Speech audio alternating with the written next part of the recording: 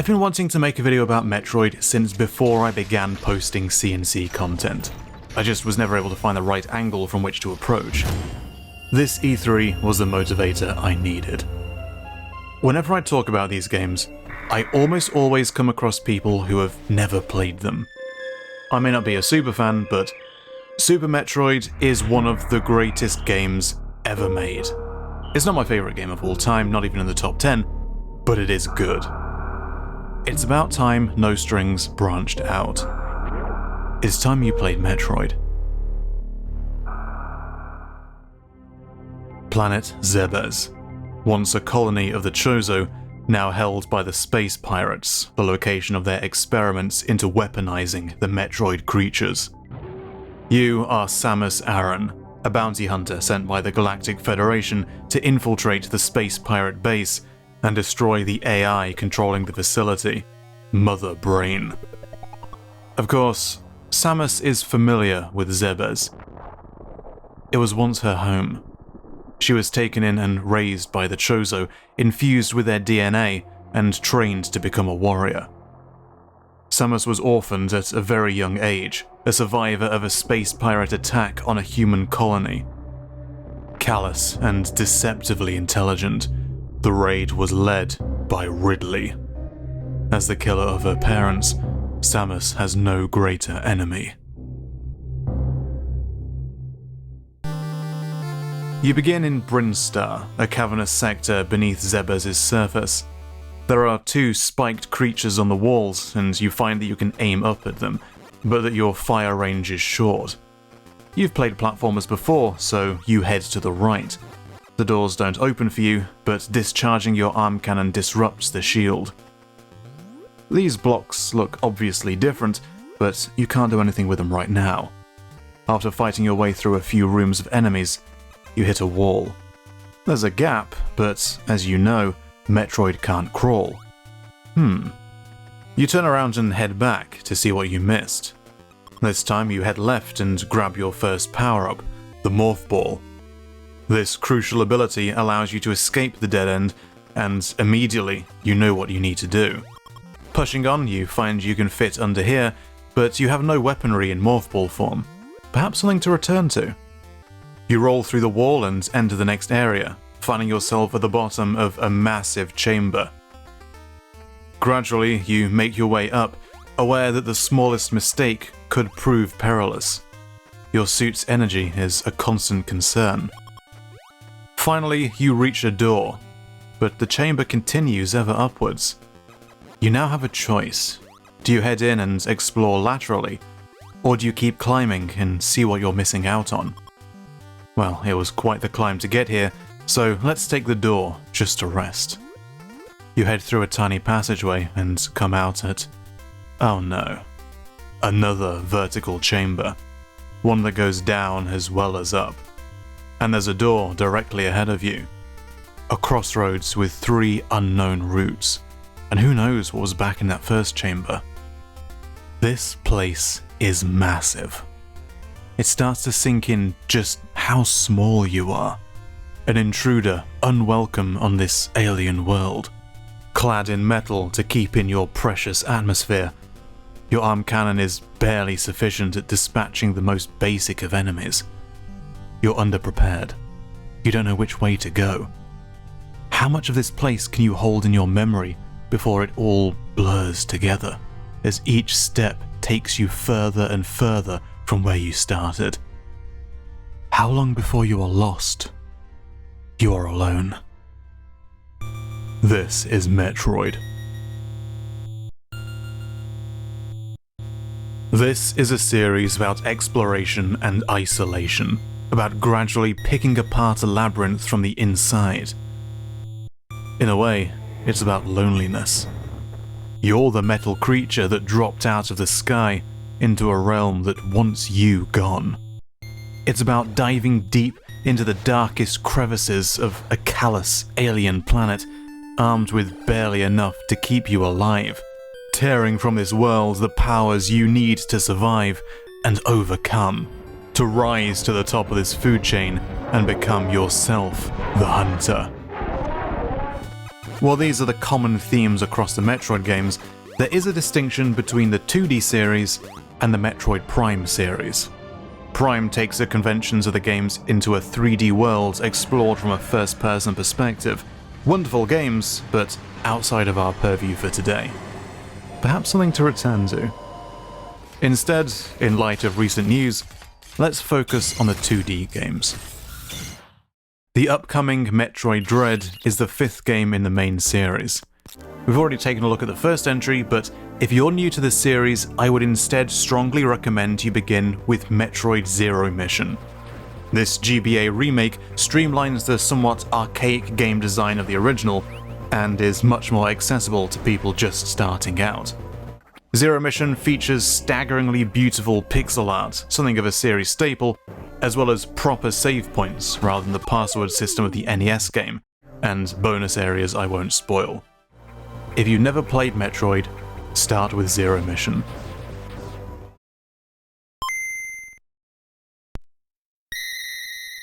Metroid II is not exactly the most accessible game, particularly by modern standards, and this is partly due to hardware limitations.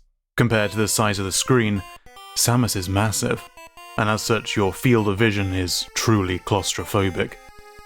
If you're able to stomach it, this makes for one of the darkest Metroid games pretty much by gameplay alone.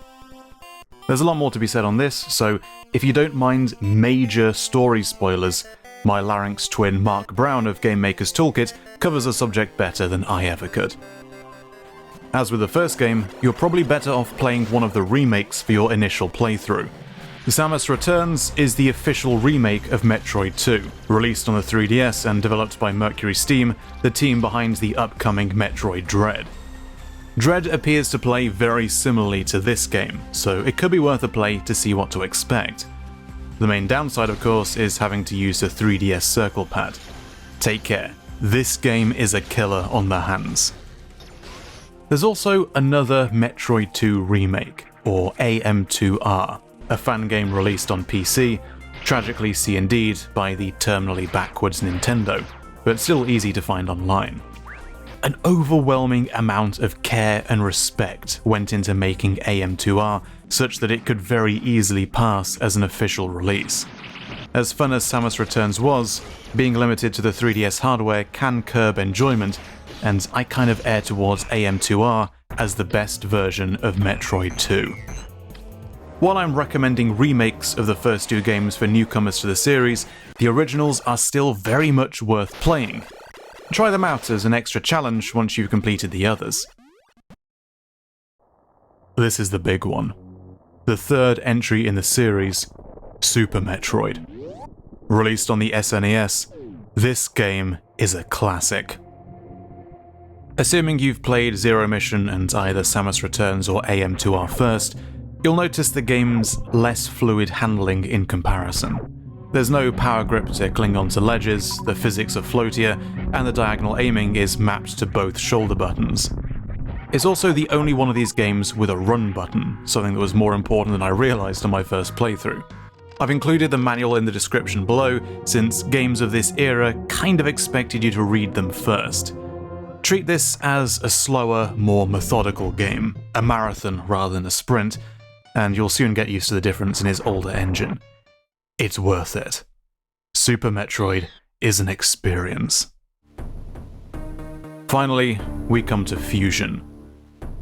This one's a little different in ways I don't want to spoil. It's more linear in design, an intentional departure to accommodate the portable nature of the GBA and short play sessions. It has a very different feel, for a lot of reasons, and I get the impression that the events of this game may be significant in setting up the path down which the next game is headed. And so we arrive at Metroid Dread, a few months out from release as I write this. The story continues from Fusion, hence why Samus still lacks her iconic orange Varia suit.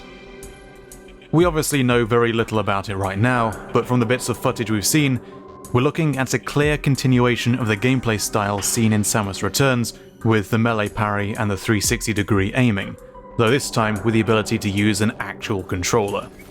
The introduction of the ME construct is interesting, as it appears to fill a similar gameplay role to the SAX from Fusion, though forgive me if I won't explain further here for the sake of spoilers. Dread will be the first new 2D Metroid on a home console since Super Metroid in 1994, almost 3 decades ago.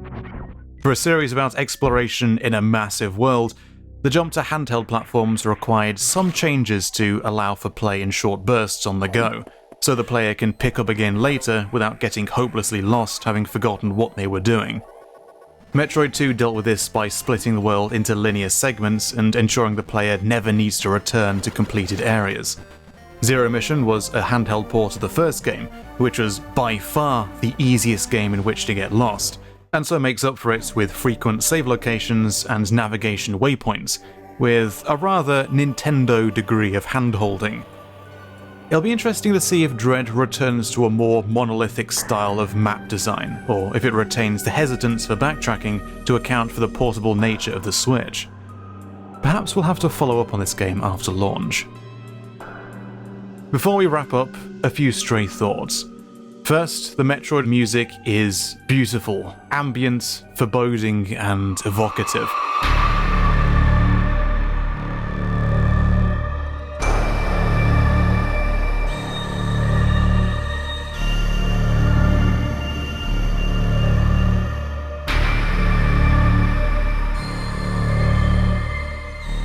At least when it's not struggling to eke out what it can from the GBA's little sound chip, bless it.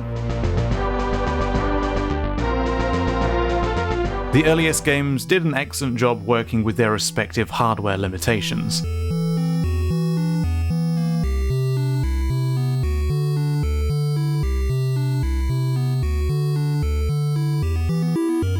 Though forgive me if I don't play too much of it here because, Nintendo, YouTube, music.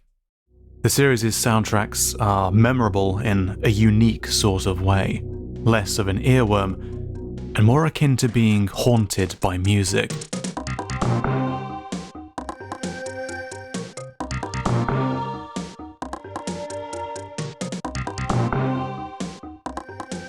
It would also be remiss of me not to mention some mods. Metroid Mother is an upgrade to the original game, not just with new visuals, but also adding save files, the original used passwords in the West, and an in-game dynamic map, something the original severely lacked, as it expected the player to draw one of their own. This hack makes for a much more accessible experience to those who didn't grow up playing the NES. And for the third entry, Super Metroid Redux introduces a host of upgrades, including fully remappable controls allowing for fusion-style aiming, auto-run, loads of quality of life changes, and an optional widescreen hack if you're using BSNES. Super Metroid is perfectly playable by itself, but this mod is an excellent way to play the game, and makes the jump from Super Metroid and the Metroid II remakes back to this much older game far less jarring. I'm looking forward to the release of Dread in October, here's hoping it's a fitting continuation of this brilliant series. Try the games out for yourself. My name is Stefan, thank you so much for watching. Oh, by the way, Other M was a better exemplar of its franchise than Scene C4. Fight me.